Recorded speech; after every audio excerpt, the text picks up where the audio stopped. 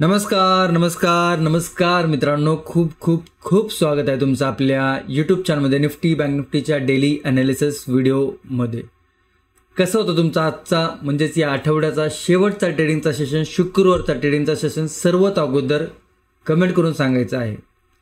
Market जर बघितलं तर मार्केट फ्लॅट ओपन झालं होतं आणि मार्केट दिवसभर कन्सोलिडेशनमध्ये होतं, स्लो होतं आणि मॅक्सिमम जे मार्केटची जी मोमेंटम होती ती जी आपण काल ॲनालिसिस व्हिडिओमध्ये नो ट्रेडिंग झोन डिस्कशन केला होता, मॅक्सिमम मोमेंटम त्या झोनमध्ये होते. त्यामुळे मार्केट जर बघितलं तर असं काही मार्केटमध्ये वेगळी गोष्ट घडली नाही. जे मार्केट काल कन्सोलिडेशनमध्ये होतं सेकंड हाफ, तसंच मार्केटने कंटिन्युएशन केले आणि मार्केटने कन्सोलिडेशन मोमेंटम दाखवलेला आहे. सो ओव्हरऑल जर बघितलं तर एक बोरिंग डे कन्सिडर झालेला आहे. त्यामुळे तुम्हीच सांगा आता तुमचा दिवस कसा होता ते. ओके, आता ओव्हरऑल जर मार्केट बघितलं तर मार्केट एक स्ट्रॉंग ब्रेकआउट दिला होता मार्केटनी. 2 दिवसाच्या पूर्वीचा ट्रेडिंग सेशन बघितला तर मार्केटने एक स्ट्रॉंग ब्रेकआउट दिला होता. काल पण मार्केटने थोडंसं कन्सोलिडेशन टू साईडवेज मोमेंटम दाखवली होती आणि आज जर बघितलं तर आज मार्केटनी तुमच्यासमोरच आहे, एकदम रेंगाळत मार्केट होतं. आता एक स्ट्रॉंग मोमेंटम नंतर ज्यावेळेस 2 दिवस मार्केट थोडंसं पॉज घेतं, त्याच्यानंतर मार्केट एक मोठा मोमेंटम दाखवण्याची पॉसिबिलिटी वाढते. त्याच्यामुळे आता आपल्याला जो ॲनालिसिस करायचा आहे किंवा जे आपल्याला व्ह्यू डिस्कशन करायचं आहे निफ्टी बँक निफ्टी आणि सेन्सेक्सचा, तो सोमवारच्या साठी डिस्कशन करा, कारण शनिवार आणि रविवार मार्केटला सुट्टी असते. सो निफ्टी बँक निफ्टी आणि सेन्सेक्स काय लेवल बनतात ते, काय प्राजेक्शन बनलेले आहे, सपोर्ट रेजिस्टन्स काय लेवल बनलेले आहेत, याचं डिटेल्समध्ये डिस्कशन आपण या व्हिडिओमध्ये करणार आहोत. 2 दिवस सुट्टी आहे. व्हिडिओ शेवटपर्यंत बघाच आणि व्हिडिओ जर आवडला तर व्हिडिओला लाईक नक्की करा आणि चॅनलवर नवीन असेल तर चॅनलला सबस्क्राईब नक्की करू शकता. कालचा व्हिडिओ होता तिकडे लोकांनी जास्त सबस्क्राईब केलं नाही, साधारण 21 ते 22 सबस्क्रायबर आपल्याला तिकडे मिळाले. सो अपेक्षा आहे की या व्हिडिओला 101 सबस्क्रायबर आपल्याला मिळतील, कारण की 2 दिवस मार्केटला सुट्टी आहे, खूप सारे लोक व्हिडिओ बघत असतात आणि त्यामुळे मी शुक्रवारचा जो व्हिडिओ असतो तो आवर्जून थोडासा टाईम घेऊन बनवतो. थोड्याशा ज्या गोष्टी आहेत त्या जास्त एक्सप्लेन करण्याचा प्रयत्न करत असतो आणि शुक्रवारचा एक मास्टर क्लास टाईप मी व्हिडिओ बनवण्याचा विचार असतो. त्यामुळे व्हिडिओ शक्यतो प्रत्येक व्हिडिओ शेवटपर्यंत बघत जावा, परंतु जो वीकेंडचा व्हिडिओ असतो तो आवर्जून शेवटपर्यंत बघत जावा, कारण खूप काही शिकवण्यासारखं तिकडे मी शिकण्यासारखं तिकडे मी सांगत असतो आणि या व्हिडिओमध्ये देखील सांगणार आहे. आणि जवळ जर वही पेन असेल तर नक्की ठेवा. ज्या काही गोष्टी तुम्हाला वाटतात की ही गोष्ट लिहून ठेवण्यासारखी आहे ती लिहून ठेवत जात चला. ओके, आता कालच्या व्हिडिओमध्ये भरपूर मित्रांनी कॉमेंट्स केल्या होत्या की सर मार्केट थोडंसं स्लो आहे, मार्केट थोडंसं कन्सोलिडेशन करतं आहे, तर अशा मार्केटमध्ये काय अप्रोच ठेवला पाहिजे आपण मार्केट बघण्याचा. तर बघा, मार्केट स्लो आहे, मार्केट कन्सोलिडेशनमध्ये आहे का मार्केट खूप जास्त मोमेंटम आहे हे आपल्याला ओपनिंगमध्ये नाही समजणार आहे, परंतु मार्केटची प्रायजेक्शन काय आहे, मार्केटने सेटअप काय केलेलं आहे, मार्केटची रेंज किती काय झालेली आहे, मार्केटनी रिसेंटली कुठल्या लेवलवरनं मोमेंटम दिलं होतं, कुठल्या लेवलवरनं सेलिंग प्रेशर दाखवलं होतं, हे बघणं थोडंसं गरजेचं असतं चार्टवरती. आणि रिसेंटली जर बघितलं तर मार्केट एका ऑल टाईम हाय लेवलवरती आहे. तर मार्केटला जर मोठा ब्रेकआउट द्यायचा असेल तर मार्केटला थोडंसं तिकडे आराम करणं गरजेचं आहे, थोडंसं फ्यूल मार्केटने गाडीमध्ये भरणं गरजेचं आहे आणि ते मार्केट करताना दिसतंय आपल्याला. म्हणजे 2 दिवस मार्केट एका मोठ्या मोमेंटम नंतर थांबले, याचा अर्थ काय आहे की प्रायजेक्शनच्या दृष्टीने की मार्केट एक पॉज घेते आणि जी वादळापूर्वीची शांतता असते ती मार्केट आपल्याला दाखवताना दिसते. आता ती वादळ कुठं जाणार आहे, वरच्या साईडला जाणार आहे का खालच्या साईडला जाणार आहे, ह्या गोष्टी बघणं गरजेचं असतं आणि त्याच्यासाठी तुम्हाला प्रायजेक्शन, तुम्हाला बेसिक ज्या गोष्टी आहेत त्या तरी मार्केटमध्ये येणं आवश्यक असतं. आणि त्याच्यामुळेच मी वारंवार सांगत असतो की व्हिडिओमध्ये तर तुम्हाला शिकायला मिळतंच. आता तुम्ही आपला व्हिडिओ बघा किंवा तुम्ही इतर कोणाचे व्हिडिओ बघत असाल, तुम्हाला ज्या व्यक्तीचं समजतं त्याचे व्हिडिओ बघत असाल तर खुशाल बघा, काही प्रॉब्लेम नाही आहे. ओके, जितकं तुम्हाला नॉलेज घेता येईल तितकं नॉलेज घ्यायचा प्रयत्न करा. आणि इंटरनेटवरती खूप सारं नॉलेज आहे, तुम्ही जर यूट्यूब चाललं तर खूप सारं नॉलेज यूट्यूबवरती आहे. परंतु ते कसं आहे की थोडक्यात एक समजून घ्या, उदाहरण देतो की एक पुस्तक आहे, आपल्याला त्याचा अभ्यास करायचा त्या पुस्तकाचा. आता ते पुस्तक जर एका बंडलमध्ये असेल म्हणजे वरती खाली आणि त्याच्यामध्ये पूर्ण पेजेस आहेत, ते जर पुस्तक तसं असेल तर तुम्हाला ते पुस्तक वाचायला समजून घ्यायला थोडं सोपं जाणार आहे. परंतु एक विचार करा की खूप मोठी जागा आहे आणि ते पुस्तक फाटलेलं आहे आणि त्याची पानं अशी वरती फेकले ते, आणि तुम्हाला ती पानं वेचून वेचून वेचून वेचून सगळा अभ्यास करायचा आहे. तुम्हाला कुठलं सोपं जाणार आहे अभ्यास करायला? ती सगळं पानं एक वाचायलासाठी तुम्ही सगळे पानं गोळा करणार, फिरणार, ती पानं एकावर एक लावणार, ती सगळे बंच तयार करणार. इतकं सगळं करायचं आहे का एक रेडीमेड जे पुस्तक आहे ते वाचून तुम्हाला जास्त समजणार आहे हे तुम्हाला ठरवायचं आहे. कारण की नॉलेजची कमी नाही आहे इंटरनेटवरती. जिकडे जाईन तुम्हाला तिकडे नॉलेज मिळतं, किंवा जिकडे जाईन तुम्ही तिकडे नॉलेज तुम्ही घेऊ शकता. इंटरनेटवरती खूप सारं नॉलेज अवेलेबल आहे, परंतु ते एका सिस्टीममध्ये नाही आहे. मी जेव्हा सांगतोय तुम्हाला पुस्तकाचं उदाहरण, ते एका पुस्तकामध्ये नाही आहे. ते सगळे अशी त्याची पानं पसरले गेलेले आहेत. त्यामुळे तुम्हाला प्रत्येक पान व्यवस्थित बघून, व्यवस्थित लावून, पेज नंबर बघून असं करावं लागतं शिकण्यासाठी. आणि त्यामुळे मी सांगत असतो की तर तुम्हाला एक पुस्तकाप्रमाणे जर मिळालं, सगळ्या गोष्टी एका ठिकाणी जर मिळाल्या, तर तुम्हाला थोडं शिकायला सोपं जाणार आहे. असं नाही की तुम्ही ते शिकले म्हणजे तुम्ही किंग झालेत, असं नसतं. ते शिकूनही तुम्हाला प्रॅक्टिस, या गोष्टी बघणे मार्केटमध्ये दैनंदिन, किंवा मार्केटला ट्रॅक करणं, मार्केटमध्ये टाईम देणं, ह्या गोष्टी तितक्याच गरजेच्या आहेत. ओके, सो त्याच्यासाठी सांगत असतो की शिकण्यावरती फोकस करा. आणि इंटरनेटवरती जे नॉलेज आहे ते घ्याच, काही प्रॉब्लेम नाही. परंतु जर तुम्हाला एक पुस्तका टाईप मिळालं तर त्याच्यासाठी आपण आपला एक प्रायजेक्शनचा आणि सेटअप ट्रेडिंगचा कोर्स आहे, आणि त्याची लिंक व्हिडिओच्या डिस्क्रिप्शनमध्ये आहे. तिकडे 15 ते 16 व्हिडिओ आहेत, आणि प्रत्येक व्हिडिओमध्ये काही ना काही सांगण्याचा प्रयत्न केलेला आहे. तिथे जाऊन तुम्ही बघा, ते व्हिडिओ वाचा, त्या व्हिडिओचं टायटल, आणि जर तुम्हाला इच्छा असेल तर तुम्ही जॉईन करू शकता. इच्छा नसेल तर काही हरकत नाही आहे. ओके, मग तुम्हाला ज्याच्याकडे शिकायचं त्याच्याकडे तुम्ही शिकू शकता. परंतु अशा व्यक्तीकडे शिका की जी व्यक्ती तुम्हाला जे सांगतोय ते तुम्हाला जर समजत असेल तर प्रभाव पडणार आहे, तुमच्या बुद्धीमध्ये काहीतरी प्रकाश पडेल. परंतु याचं काही थोडंसं बघितलं, त्याचं काही थोडंसं बघितलं, तिसऱ्याचं बघितलं, चौथ्याचं बघितलं, असे खूप असंख्य लोक शिकवणार आहे. आणि प्रत्येकाची शिकवण्याची पद्धत वेगळी आहे. आता तुम्हाला कुठली पद्धत सूट होती ते तुम्हाला ठरवायचं आहे. आणि जर तुम्ही सेल्फ लर्निंग करणार असाल तर जी पुस्तकाची पानं जी पडले तिकडे तिकडे ते तुम्हाला त्या अगोदर व्यवस्थित जमा करावं लागेल. त्यातली समजा 10 पुस्तक आहे, त्यातलं 1 पुस्तक बनवायला लागेल, आणि बाकीची 9 पुस्तकाची पानं वेगळी काढायला लागेल. आणि जे तुम्हाला जे जमतंय, तुम्हाला जे सोपं जाते तशा याचा अभ्यास करायला लागणार आहे. त्यामुळे करा, अभ्यासच करा. आणि अभ्यास केल्याशिवाय मार्केटला रीड करता येणार नाही आहे. त्यामुळे एज्युकेशन मोस्ट इम्पॉर्टंट आहे कुठल्याही सेक्टरमध्ये. ओके, सो त्याची नक्की काळजी घ्या. आणि 2 दिवस आहेत, 2 दिवसामध्ये अभ्यास करा. जर तुम्ही जॉब करत असाल, 2 दिवसाची सुट्टी असाल, हिंडा फिरा, बागडा, जे काय करायचं ते करा, मज्जा करा विकेंडला. परंतु थोडा वेळ अभ्यासाला नक्की द्या, आणि व्हिडिओ शेवटपर्यंत बघण्याचा प्रयत्न करत जावा. आता ही बगबग बंद करतो, कारण की मला माहिती आहे तुम्हाला कंटाळा येतो काही लोकांना. का तर रिॲलिटी तुम्हाला समजून घ्यायची नसते. फक्त बाबा लेवल टाका, दाखवा आणि सोडून द्या. तशाने मार्केट ठीक आहे. आता चला, तेच सांगण्यात काही लॉजिक नाही आहे. चलो सुरू करते. हे तुमच्यासमोर जो चार्ट आहे तो निफ्टीचा 5 मिनिटाचा चार्ट आहे. आज जर बघितलं तर शुक्रवार होता. शुक्रवार मार्केटने जर बघितलं तर इकडनं मार्केट ओपन झालं, इकडे क्लोजिंग झालं. ही मार्केटची आजची रेंज आहे. काहीच नाही मार्केटमध्ये. ओके, हा मार्केटने एक स्ट्रॉंग ब्रेकआउट दिला होता. त्याच्यानंतर मार्केटने एक पुलबॅक घेतला. पुलबॅक नंतर मार्केट इकडे सस्टेन करते, आणि ही जी रेंज आहे ही मार्केटने अशा पद्धतीने तयार केलेली आहे. म्हणजे एक स्ट्रॉंग बुलिश मोमेंटम नंतर एक बुलिश फ्लॅग अँड पोल इकडे मार्केट दाखवत आहे. आता हे बुलिश फ्लॅग अँड पोल दाखवते.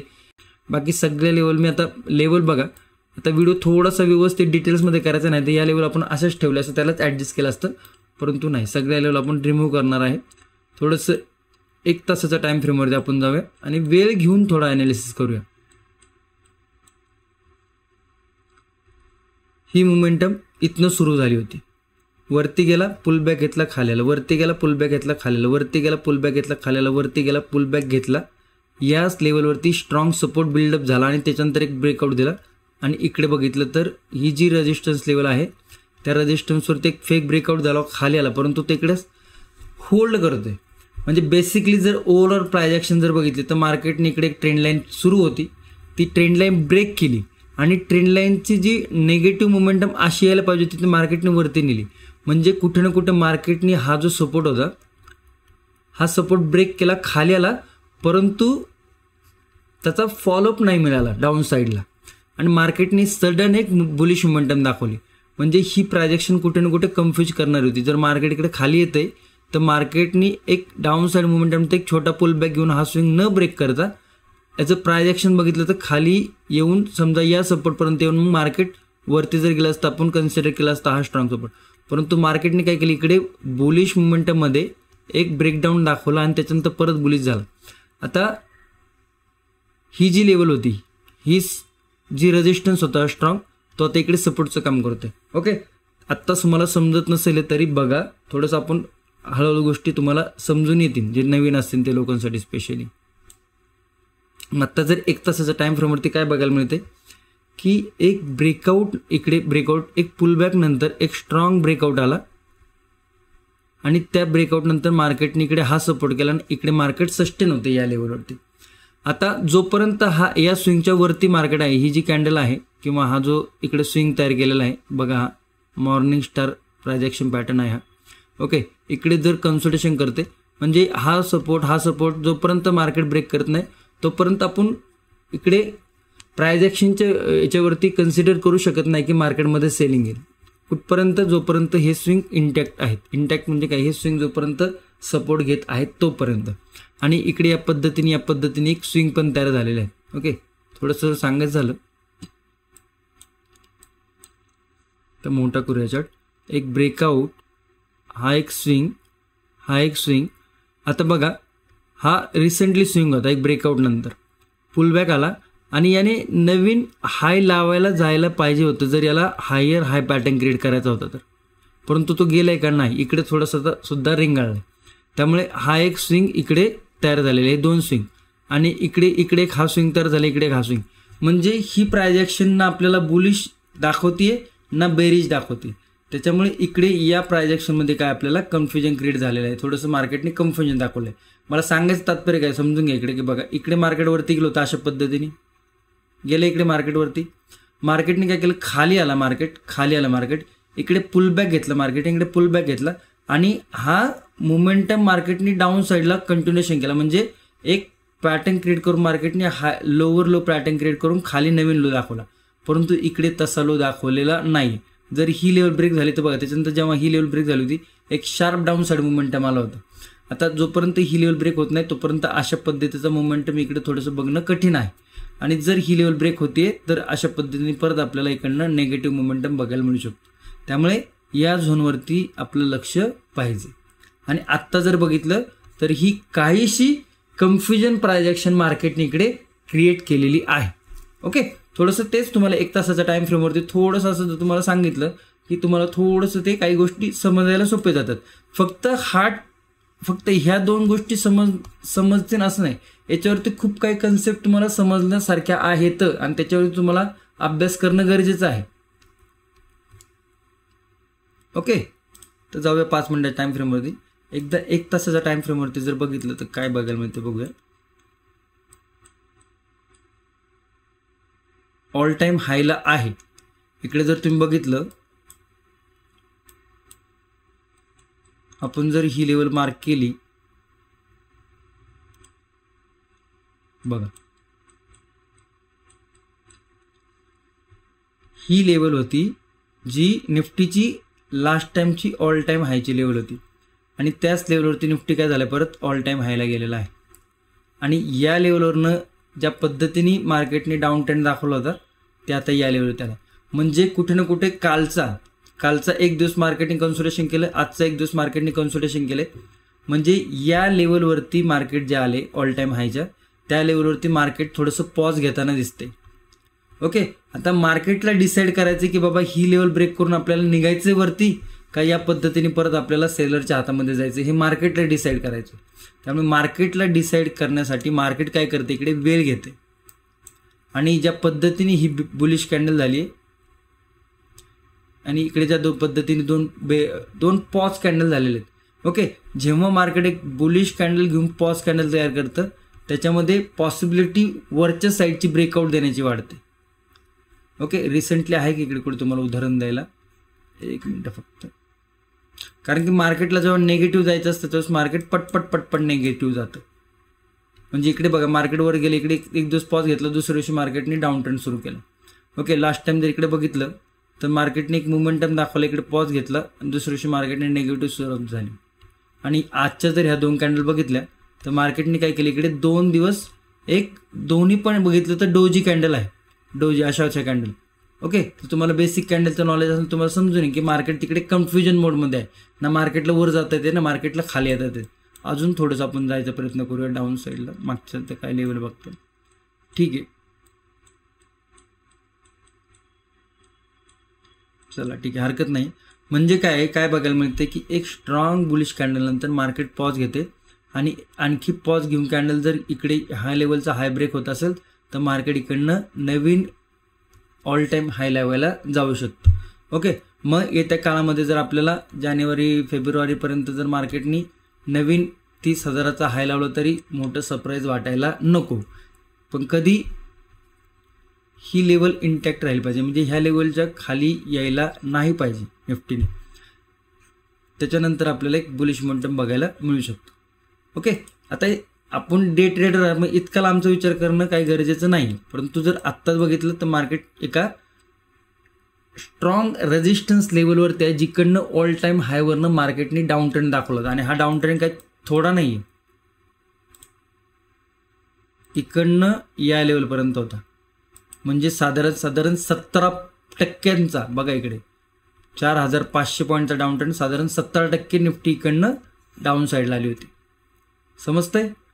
आणि त्याच्यानंतर पूर्ण निफ्टी रिकवर झालाय, म्हणजे ही जी लेवल आहे हा एक ऑल टाईम हायचा रेजिस्टन्स आहे आणि त्या लेवलवरती आता परत निफ्टी ऑल टाईम हायच्या रेजिस्टन्सवरती आलाय. तर थोडं तरी मार्केट तिकडे आपल्याला कन्फ्युजन होताना दिसतंय. ओके, बोर होऊ नका, खूप काही गोष्टी सांगण्यासारख्या असतात, परंतु टेक्निकल गोष्टी थोड्याशा बोरिंग वाटतात. थोडंसं पॉझिटिव्ह वेने बघा तुम्ही शिकताना, अभ्यास करताना. चला 5 मिनिटं टाइम फ्रेमवरती जाऊया. रिसेंटली स्विंग आणि इकडे जर बघितलं तर या पद्धतीने एक छोटीशी ट्रेंड लाईन आहे. ओके, 2 वेळेस मार्केटने इकडे रेजिस्टन्स घेतले, एक स्ट्रॉंग ब्रेकआउट नंतर आला, सपोर्ट घेतला, परत आला, परत एक पुलबॅक घेतलेला आहे. म्हणजे आपल्याला काय बघायला मिळते, सपोर्ट 26,140च्या आसपास सपोर्ट आहे निफ्टीचा आणि रेजिस्टन्स बघायला मिळतो ते इकडे, परंतु इकडे एक ट्रेंड लाईन देखील आहे. ओके, ही ट्रेंड लाईन बघायला मिळते आपल्याला डाऊन साईडला आलेली. एका मोठ्या ब्रेकआउट नंतर जर ट्रेंड लाईन बनत असेल अशा पद्धतीची आणि त्याच्यानंतर जर स्विंग हाय ब्रेक होत असेल तर हा एक बुलिश फ्लॅग एंड पोल आहे आणि त्याच्यानंतर ब्रेकआउट नंतर परत एक बुलिश मोमेंटम बघायला मिळू शकतो. हे टेक्निकल अनालिसिस सांगते. ओके, पण आपण अभ्यास कशाचा करतोय, टेक्निकल अनालिसिसचा.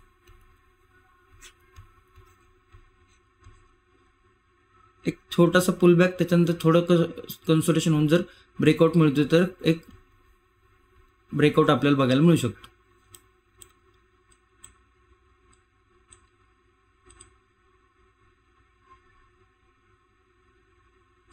ही लेवल आपण मार्क करून काउंट करूया किती रेंज बनते. ही खूप मोठी रेंज बनते ॲक्च्युली, परंतु आता थोडीशी मोठी रेंज जरी असेल तरी काय हरकत नाही आहे. का हरकत नसायला पाहिजे, कारण की इकडे बघा हे पूर्ण कन्सोलेशन आहे, हे पूर्ण कन्सोलेशन आहे. जर इकडे तुम्ही कॅन्डल बघितलं तर कॅन्डलची साईज मोठी होती, इकडे बघितलं तर मोठी होती, परंतु हे जर 2 दिवस जर बघितले तर मार्केट इकडे खूप जास्त प्रमाणामध्ये कन्सोलेशन आहे आणि त्याचं कन्सोलेशन कारण देखील सांगितलं ऑल टाईम हायवरती आहे निफ्टी आता. त्यामुळे थोडंसं जी रेंज बनली ती थोडी मोठी आहे. आता आपण हा लो देखील कन्सिडर केला असता, परंतु इकडे ऑलरेडी खूप सपोर्ट आहे, इकडे ऑलरेडी खूप सपोर्ट आहे, त्यामुळे तिकडे ट्रॅपिंगची कंडिशन वाढतीये.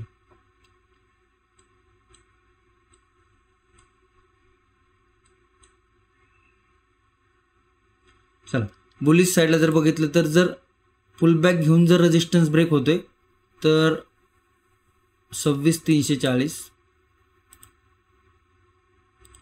26,400, 26,460 या काही बुलिश लेवल आपल्याला वरती बघायला मिळतात. आता ऑल टाइम लेवल आहे तर काही बुलिश साईडला कुठला रेजिस्टन्स आहे का, नाही. 26,340, 26,400 आणि 26,460 या लेवल आपण इकडे डिस्कशन केलं ते 1 2 3. ओके, डाऊन साईडला जर बघितलं तर इकडे हा स्विंग आहे, 26,142चा सपोर्ट आहे. येऊ द्यायला खाली थोडंसं, काय करतो इकडे प्राइस ॲक्शन बघा. त्याच्यानंतर जर लेवल ब्रेक होत असेल तर हा सपोर्ट ब्रेक होते. त्याच्यानंतर डाऊन साईडला एक मार्केट येताना दिसू शकतं. जे सपोर्ट आहेत ते बघूया.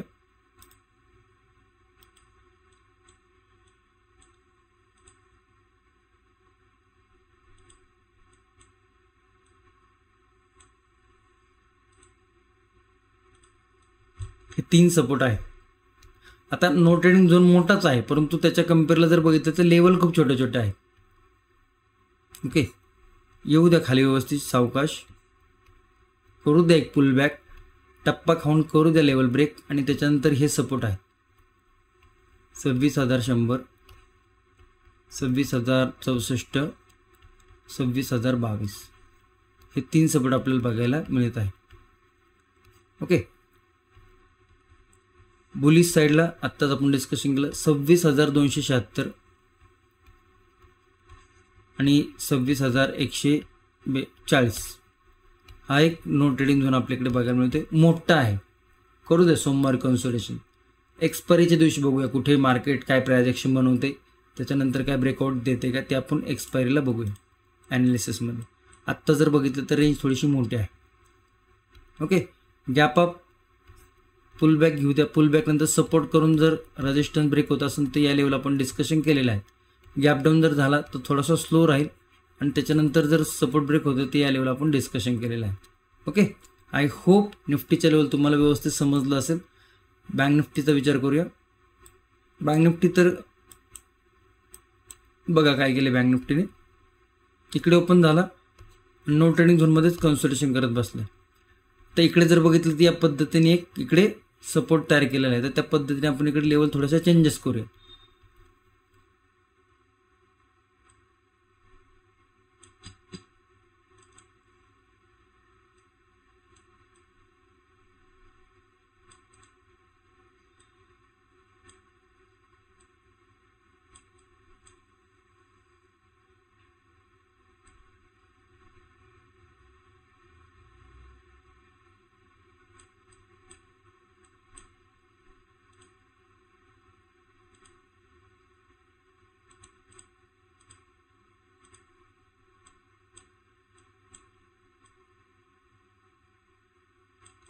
हा जर ब्रेकआउट आला तर थोडे मोठ्या लेवल ओपन होतील.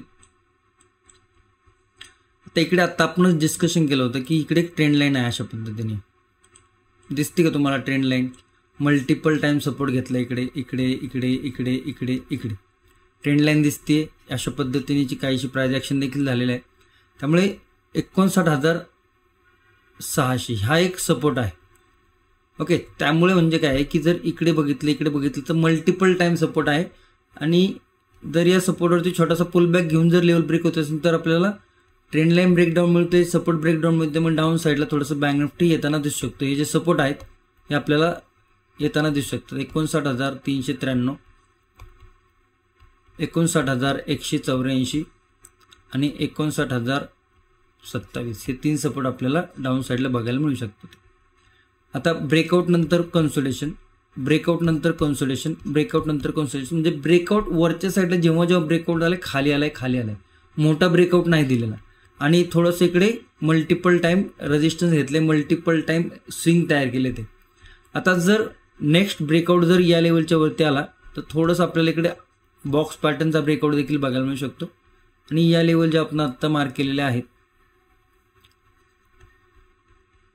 60,100, 60,300 या 2 लेवलचा विचार करू शकतो आपण. या 2 लेवलवरती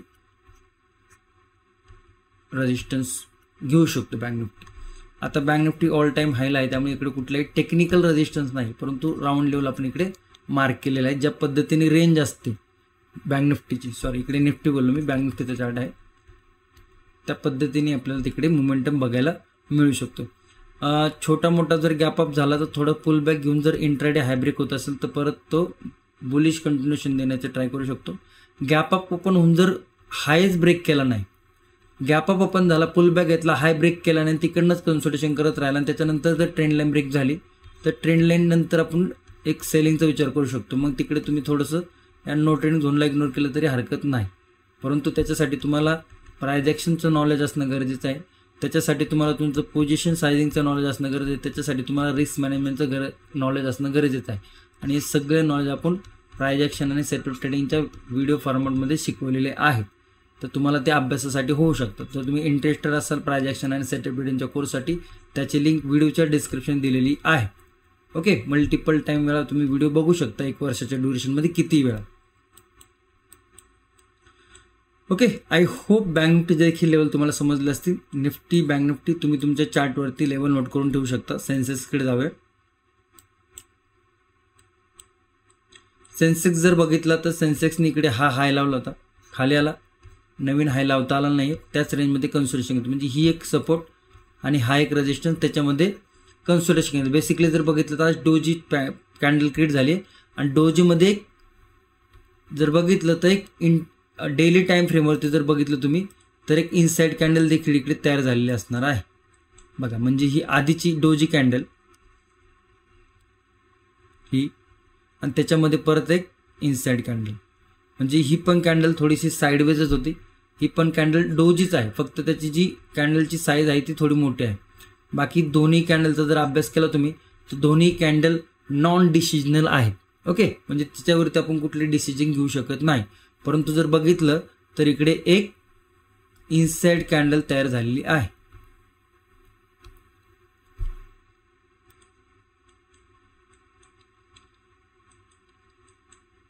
त्याच्यामुळे पुढे जर वातावरण फिरलं, सेलिंगच्या साईडला फिरलं किंवा बुलिश साईडला, तर एक मोठा मोमेंटम मार्केट दाखवू शकतो. आता इकडे थोड्याशा लेवल आपण फक्त चेंजेस करतोय.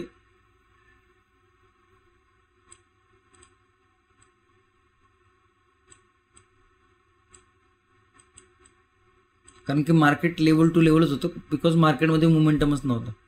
रेजिस्टन्स, सपोर्ट, हा एक सपोर्ट. मार्केटिंगकडे या पद्धतीने एक चॅनल क्रिएट केलं आहे, परंतु खूप स्लो होतं. जर मार्केट वरती जाऊन परत छोटासा पुल बॅक घेऊन जर लेवल ब्रेक होती 85,700ची, तर नेगेटिव्ह साईडला हा फर्स्ट सपोर्ट 85,485, त्याच्यानंतर 85,300, 85,100, 84,929 या काही लेवल आपण कालच्या ॲनालिसिस व्हिडिओमध्ये डिस्कशन केलं होतं. आता बुलिश जर बघितलं तर हा एक स्विंग आहे, हा एक स्विंग आहे. 86,000ची एक राऊंड लेवल आहे. जर मार्केटवरती गेलं, छोटा मोठा सपोर्ट क्रिएट केला आणि ही एक रेजिस्टन्स ब्रेक केला तर 86,157 आणि 86,300 हे 2 रेजिस्टन्स इकडे आहेत. ओके, त्यामुळे ओव्हरऑल जर चार्ट बघितला तर मार्केट एक स्ट्रॉंग ब्रेकआउट नंतर एका ऑल टाईम हायवरती तिन्ही इंडेक्स आहेत आणि त्या ऑल टाईम हायवरती मार्केट थोडंसं पॉज झालेलं आहे. आता आपल्याला थोडंसं शांत राहायचं आहे, थोडंसं बघायचं आहे मार्केट काय दाखवते. प्राइस ॲक्शन सपोर्ट ब्रेक होता ते का रेजिस्टन्स ब्रेक होता ते. ओके, रेजिस्टन्स ब्रेक होतोय का सपोर्ट ब्रेक होतोय, आणि ज्या साईडला मार्केट रेजिस्टन्स किंवा सपोर्ट ब्रेक होईल तिकडे पॉसिबिलिटी वाढते की मार्केट त्या दिशेने ट्रॅव्हल करताना दिसू शकतं. ओके, सो आय होप तुम्हाला निफ्टी, बँक निफ्टी आणि सेन्सेक्सचा जो आपण ॲनालिसिस केला तो आवडला असेल अशी आशा करतोय मी. आणि या व्हिडिओमधून तुम्हाला काही ना काही शिकायला मिळालं असेल अशी देखील आशा करतोय. आणि आता मिळालं आहे, तुम्हाला आवडलं आहे, नाही आवडलं आहे, ह्याच्या प्रतिक्रिया तुम्ही द्यायला पाहिजे कॉमेंटमध्ये. तर मी शनिवार रविवारच्या कॉमेंट तर दररोजच वाचत असतो, परंतु शनिवार रविवारच्या कॉमेंटवरती मी रिप्लाय द्यायचा प्रयत्न करत असतो. असंही देत असतो, टीम देत असते, परंतु आवर्जून कॉमेंट करत जावा. आणि तुमचे काही क्वेश्चन असेल ते देखील विचारत जावा, व्हिडिओ रिलेटेड, मार्केट रिलेटेड. तुमच्या मित्रांना, मैत्रिणींना नक्की शेअर करू शकता व्हिडिओ. ओके, आणि आवडलं तर लाईक, शेअर, सबस्क्राईब नक्की करा. धन्यवाद. जय हिंद, जय महाराष्ट्र, जय शिवराय.